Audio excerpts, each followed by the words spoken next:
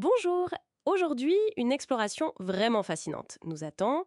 Comment savoir la température qu'il faisait sur Terre il y a des centaines de milliers d'années? Eh bien, la réponse, elle est comme gravée dans la glace et aussi enfouie au fond des océans. C'est une histoire isotopique, Isotopique, voilà le mot-clé. en effet. L'objectif, c'est de comprendre comment de toutes petites variations au niveau atomique, celles des isotopes de l'oxygène notamment, eh bien, elles fonctionnent comme de véritables archives thermiques du passé. Des archives thermiques. Oui, on va voir comment l'analyse des carottes de glace, et puis aussi des sédiments marins, nous permettent de décrypter ces climats anciens. D'accord, alors on va plonger un peu dans la chimie, la glaciologie, mais promis, ça vaut le coup pour mieux saisir comment fonctionne notre planète. Par où on commence cette enquête climatique? Une des clés principales se trouve dans les calottes polaires. Les carottes de glace, comme celle qui a été forée à Vostok en Antarctique, c'est assez exceptionnel. Vostok, oui, j'en avais entendu parler. Elles nous permettent de remonter le temps sur plus de 400 000 ans. C'est considérable. Et pourquoi la glace est si précieuse par rapport, disons, aux cernes des arbres, aux sédiments qu'on trouve dans les lacs? C'est une très bonne question. C'est surtout une question de résolution et de continuité. Les cernes d'arbres, bon, ça nous limite à environ 12 000 ans maximum. D'accord. Et dater des sédiments classiques, lacustres par exemple, à l'année près sur de très longues périodes, c'est très compliqué. Alors que la glace polaire? Alors que dans la glace polaire, chaque couche annuelle de neige qui se tasse, qui se transforme en glace, eh bien, elle emprisonne des bulles d'air. Elle emprisonne de l'eau, H2O, dont la composition isotopique va nous intéresser au plus haut point. Compris. Mais on ne peut pas juste mettre un thermomètre dans la glace pour lire la température d'il y a 100 000 ans, elle est gelée. Comment on fait? Non, bien sûr. C'est là qu'intervient la méthode indirecte, basée sur les isotopes de l'oxygène. Les fameux isotopes. Voilà, juste un petit rappel. Un isotope, c'est une variante d'un élément chimique. Même nombre de protons, mais un nombre différent de neutrons, donc une masse légèrement différente. D'accord. Pour l'oxygène, on a surtout l'oxygène 16, le 16O, c'est le plus léger, le plus abondant. Et puis on a l'oxygène 18, 18O, un peu plus lourd, mais stable. Comme cette toute petite différence de poids nous renseigne sur la température qu'il faisait. C'est ça qui est fou, hein? C'est ça qui est clé. C'est grâce à un phénomène qu'on appelle le fractionnement isotopique. Fractionnement isotopique. Oui, lors des changements d'état de l'eau, évaporation, condensation, précipitation, la différence de masse fait que les isotopes 16O et 18O ne se comportent pas exactement de la même façon. Ah, comment ça? L'eau qui contient l'isotope léger, H2O 16O, s'évapore un tout petit peu plus facilement de l'océan.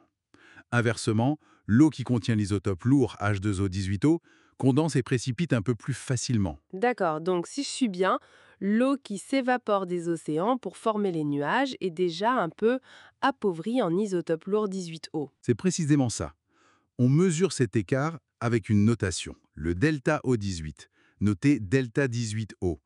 Ça compare le rapport 18O-16O de notre échantillon à un standard international. D'accord. Une valeur négative du delta O18, ça veut dire qu'il y a moins de 18O par rapport au standard. Donc les nuages, par rapport à l'océan, ont un delta O18 négatif. Logique?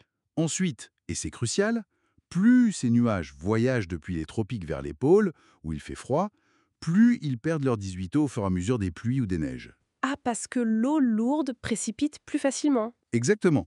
Donc la neige qui finit par tomber au pôle est très appauvrie en 18O. Et d'autant plus appauvrie qu'il faisait froid au moment où elle s'est formée. C'est là qu'est le thermomètre. Tout à fait. Il y a une relation quasi linéaire, directe, entre la température locale lors de la formation de la neige et le delta 18 qu'on mesure ensuite dans la glace. Plus il fait froid, plus le delta 18 est bas, c'est-à-dire fortement négatif. Oui, C'est c'est génial. génial.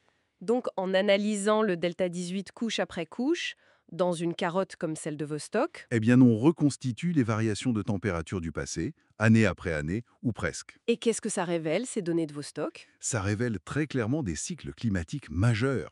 On voit de longues périodes glaciaires qui durent environ 100 000 ans, 100 000 ans, c'est énorme. séparées par des périodes interglaciaires plus courtes, 10 000 à 20 000 ans, et plus chaudes, comme celle qu'on vit actuellement, l'Holocène. D'accord. Et ce rythme de 100 000 ans, il est régulier? C'est une caractéristique majeure des derniers cycles, oui. Son origine est d'ailleurs très intéressante, probablement liée à l'astronomie. On y reviendra peut-être. Mais c'est vertigineux de voir ces fluctuations. Est-ce qu'on identifie des événements glaciaires précis? Absolument. On voit très bien la dernière grande glaciation, celle qu'on appelle le Würm en Europe. Son maximum de froid, c'était il y a environ 20 000 ans. Incroyable! Et est-ce qu'il y a d'autres moyens de vérifier ça, d'autres archives pour confirmer ou aller plus loin dans le temps? Oui, heureusement.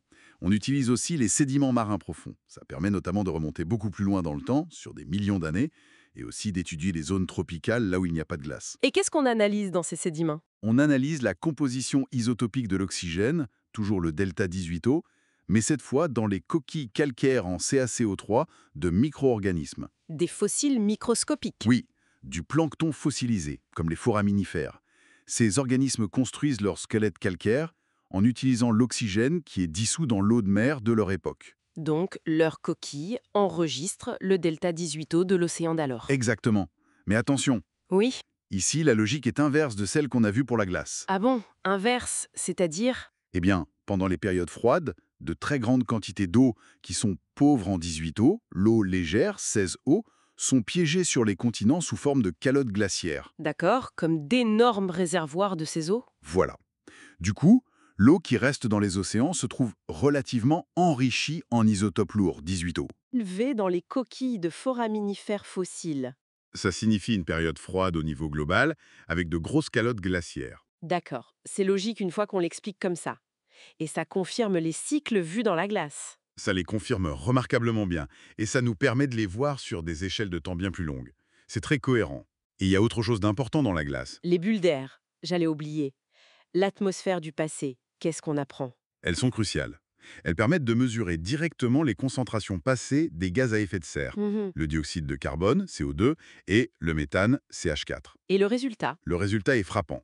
Les analyses montrent une corrélation extrêmement forte entre les températures, qu'on déduit du delta 18O de la glace, ou aussi du delta deutérium, le delta D, qui est un autre thermomètre isotopique. Le deutérium, un isotope de l'hydrogène, cette fois. C'est ça, donc corrélation très forte entre température et concentration de CO2 et de méthane.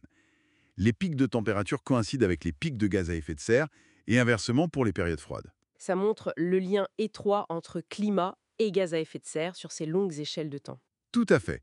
Et la source qu'on analyse aujourd'hui, elle souligne un point qui est quand même assez notable. Oui, C'est que les concentrations actuelles de CO2, celles que nous avons aujourd'hui dans l'atmosphère, dépassent très largement tout ce qu'on a pu mesurer dans ces archives glaciaires qui couvrent, rappelons-le, les 400 000, voire 800 000 dernières années pour d'autres carottes. c'est un point important à garder en tête. Donc, pour résumer, grâce à ces isotopes de l'oxygène, qu'ils soient cachés dans la glace polaire ou dans les coquilles fossiles au fond des mers, On peut vraiment lire l'histoire thermique de notre planète. c'est une sorte de machine à remonter le temps climatique, c'est fascinant.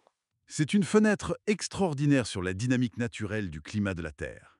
Ça nous révèle des cycles naturels puissants avec des changements parfois très importants. Et vous mentionniez une possible cause astronomique pour ces cycles? Oui, la source évoque cela. Cette rythmicité, notamment le fameux cycle des 100 000 ans pour les glaciations récentes, est très probablement liée aux variations périodiques de l'orbite terrestre autour du Soleil et de l'inclinaison de l'axe de rotation de la Terre, ce qu'on appelle les paramètres de Milankovitch. Une sorte d'horloge cosmique qui influencerait le thermostat de notre planète. Voilà une pensée assez vertigineuse pour continuer d'explorer. Merci beaucoup pour cette analyse éclairante. Avec plaisir.